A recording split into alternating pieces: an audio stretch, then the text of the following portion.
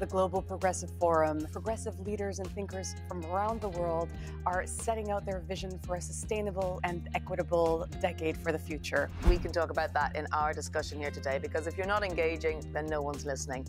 And I think that the onus is on us today in this conference to talk to people in a way that will actually cut through the blah, blah, blah, as someone very famous recently said. You just came out of a negotiation. What was it on?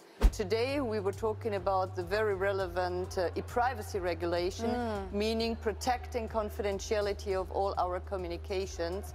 And we made some first progress, but the most important elements are still in front of us. Okay, so there's a road ahead, but you're on a good path. I hope so. So you will be telling us how people can follow us on social media, how to comment, how to get involved, correct? Exactly. So you can comment, you can react on Twitter using the hashtag GPF 2021. And you can also participate to our poll on the globalprogressiveforum.org website. I'm going to hand back now to the main studio. So please, ladies, can you hear me? Take it away. Are you worried about governments having your data or companies, or a little bit of both? More worried about my mom having my data, but no.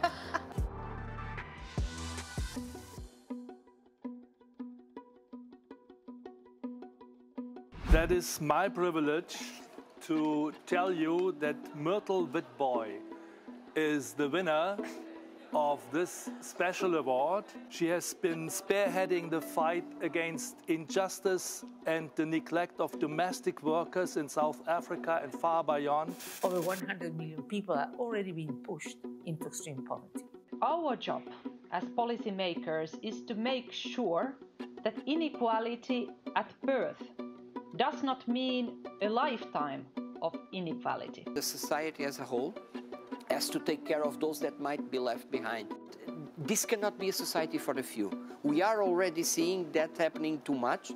Those billionaires that accumulate a huge part of the wealth of the world, that cannot continue. Access to water is a fundamental human right, but there are lots of communities in Southeast Asia where you will not be able to get water because water is privatized. I don't think we pay enough attention to how much we have destroyed and degraded water resources and what that means for the ordinary lives of people.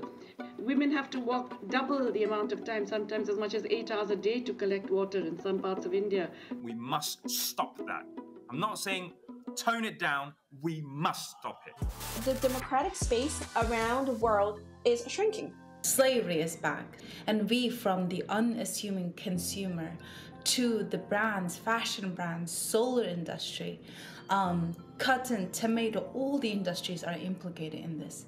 We cannot have like different sets of standards when a country is smaller and then when a country is powerful. It depends on us, legislators, to make it a safe space and to make sure that no one on this earth is too big to be regulated. When Trump was the president, he used to support dictators in the Arab world. So at that moment, we didn't have any hope that he would put pressure to release the activists or human rights defenders in these countries. Do we think that democracy can be regained in Poland and in Hungary? And if so, how? Empowering people, empowering participatory democracy, empowering civil society organizations, empowering those that are pushing forward a progressive agenda across the world is the only way we have, I think, to bring positive change. Democracia não significa você dizer que quer emprego. Significa você poder trabalhar. Democracia não significa você dizer que está com fome ou gritar que está com fome. Significa você comer. Democracia não significa dizer que você tem direito a estar numa escola boa. Significa que você tem que estar na escola boa. The relationship between China and the US is important for the whole world. So it's good news that they have found an agreement on this. And the second aspect, of course, is the freedom of media, which is under high pressure all over the world. The first point is to be united among Europeans. If we are not united among Europeans, it will be impossible to reply to the challenges of people like Putin and Erdogan. I am known as multilateral Madeline. I really do believe that multilateralism, given the issues that are out there, is absolutely essential, and that we need to work together. I do have to say, though, that people question what multilateralism is about. That Americans are distrustful of the word multilateralism. It has too many syllables, and it ends in an ism. By 2030, 7 of the world's 10 largest economies will be located in today's emerging markets. When we talk about growth and the importance of growth, it's also important to ask what is growing. If what is growing is actually inequality, then for most people the situation will be getting worse. Hoje, por exemplo, você tem o pessoal, sabe, que são os donos dos aplicativos no mundo inteiro, não paga nem imposto, estão quase todos em paraísos fiscais. Ganha uma fortuna e não paga sequer imposto em nenhum estado. Não paga no Brasil, não paga na Espanha, não paga na Itália, não paga na África do Sul. Ou seja, não é possível. Essa gente tem que ter responsabilidade.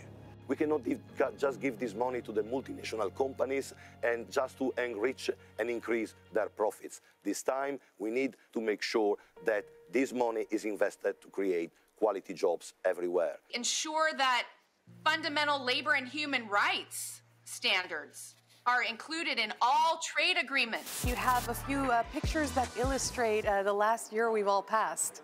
Here we have a picture of the world leaders meeting on Zoom. This was also one of the symbols of the pandemic. People paying tribute to healthcare workers. Yes. Here, maybe one of the positive aspects of the pandemic, of the lockdown, which was on the environment. We have to increase our preparedness for the pandemics because this one will not be the last one. Progressives need to come together to argue for vaccine equity. Make the COVID vaccine available to every person in every country by the end of 2022. This corona crisis is really the crisis with the face of a woman. Maybe the most important bottom line from COVID is that the state matters. The state can and needs to take care of its people. We are great so far in Europe in proposing these laws and passing these laws partly, but we're terrible at enforcing them. And if you look, for example, the biggest or the most relevant regulator in Europe is the Irish Data Protection Commissioner. They have about 10,000 cases a year and make 6 or 7 decisions a year. So you have a 99.999% likeliness that your fundamental right to privacy is just going to trash. Everything that brings progress in terms of technology brings also risks, and that's why we have basic principles to stick to. And if we don't stick to them, then we will end up in this Chinese world. The Chinese government have put in place a mass surveillance network. And that means if you go into the gas station too many times in a day, you're flagged to the police. If you use too much electricity, you're flagged to the police. If you have donated to the mosque in the past, if you've used WhatsApp, if you have a connection in Turkey, in Afghanistan, if you call someone there, the police will come and interrogate you, and some of these people end up in political education camps. It's not science fiction, it's happening right now. It's super hard for the authorities to go into every cell phone of the world, but it's rather easy to go into Apple and Google and then be in every cell phone in the world. Eu não quero ser algoritmo. Eu quero continuar sendo ser humano. People have a tendency of clustering themselves in us versus them. Out of fear. It's very difficult for them to understand that in this world there's other people who are different. I suppose it's out of ignorance. In Germany we have a saying like, what the farmer doesn't know, he doesn't eat. The younger generation faces extreme problems with online hate speech. Socially, you're not allowed to say the N-word. It doesn't mean that people don't believe that I'm an N-word when I walk into a room. You need to get in a room with other white people and ask them why they've done nothing apart from going to a couple of Black Lives Matter marches last year.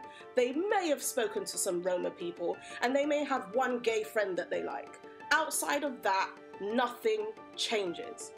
We can't leave the problem of racism and the problems of homophobia and transphobia in the hands of the victims. You can't put that at the door of the victims. All of us, including by the Black Lives Matter movement or the LGBT community, we all need to come together We all need to resist and be the voice for everybody. The line has been crossed, so let me show you and let me get some guidance, you know. Wonderful. Can we show for everyone what it is? Why don't we put it on... I really hope that you can see it. The line has been crossed. It's about women being in solidarity together and taking men, feminist men, on board as well in order to push gender equality. I'd like to remind women watching that the sign on social media that has started trending to be able to notify someone if you're in need is this. 82.4 million people worldwide are forcibly displaced. Data from UNHCR, the UN Refugee Agency, shows that the numbers have doubled over the last decade. There's a lost generation. My brother is one of them. My brother is 8 years old. All he has seen from his life is war. There are millions and millions of Syrians who have, again, seen nothing but war, and education has been, taking classes at a refugee camp. I wouldn't consider this an education. Nobody likes to leave his country. The choice isn't hard. It's not a difficult choice when you have to choose between letting people die or letting them survive. I am ready for you, and my speakers are ready for you. A very interesting conversation we're going to have today about the need for climate justice. This is about emissions, but it's also about money, and for sure it's about reparation of all the damage that we have caused all across the world, and how to make sure that we compensate for that when we talk about moving forward into a more sustainable economy. So we're going to have representatives from different parts of the world, from the civil society, but also from the political sphere, and we're going to be addressing all those issues in a minute. Let's have a conversation of grown-ups now. Let's have a conversation of equals, rather than the European Union looking down at all of us as we were natives. Greta Thunberg post a tweet and she says, we ask the leaders to take decision, but if you ask, you will never get anything. You must do much more than ask. You must connect this to politics and say, yes, there is difference between conservative politics and progressive politics. Football and sports can actually make a huge difference. Billion people across the globe. Football has a unique possibility in taking a leading role. Join us in this vital game. Let's play to save the planet. Climate change is real, so something should be done. You pay taxes on bikes, but not on flights. I use the public transport. Just cycling. There are two concepts of politics.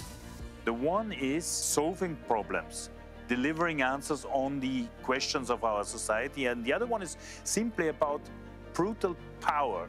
New times demand for new faces, I guess, and new methods. New politics means that we see the world in a new perspective and we start to tackle the elephants in the room. Politics has already entered a new era where people and politicians can use and have to use social media in order to communicate with everybody. This is Alexandra Ocasio-Cortez. It was her before the Met Gala, so you can see her and her designer who has designed the dress. The dress says, tax the rich. It doesn't take a genius to figure out that no one country can do it alone. Progressive around the world face similar challenges. This is why the Global Progressive Forum represents an extraordinary platform to reach a common solution to global challenges. My hope and dream for the next 10 years is not just to resolve these individual issues, because they will keep coming at us, but instead that we have stronger multilateral institutions, that we have more ways that we can share our global progressive ideas and values, and that we keep appreciating and understanding the impact that we have, not as individuals, but on one another. That's my dream and hope for the future. A safer world when it comes to climate change is a safer world where we can make sure that people can go to school, that they can have a job where they get salaries they can live by, and they can make sure that they can come to the doctor if they need to. You know, a real good life for every citizen globally. That is my dream. Eu sonho com mundo mais fraterno. Eu sonho com mundo mais solidário.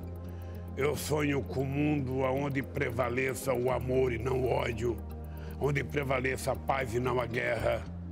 Eu sonho com um mundo em que as pessoas possam comer 3 vezes ao dia, que as pessoas possam ter acesso ao emprego, à educação, ter acesso a atividades culturais.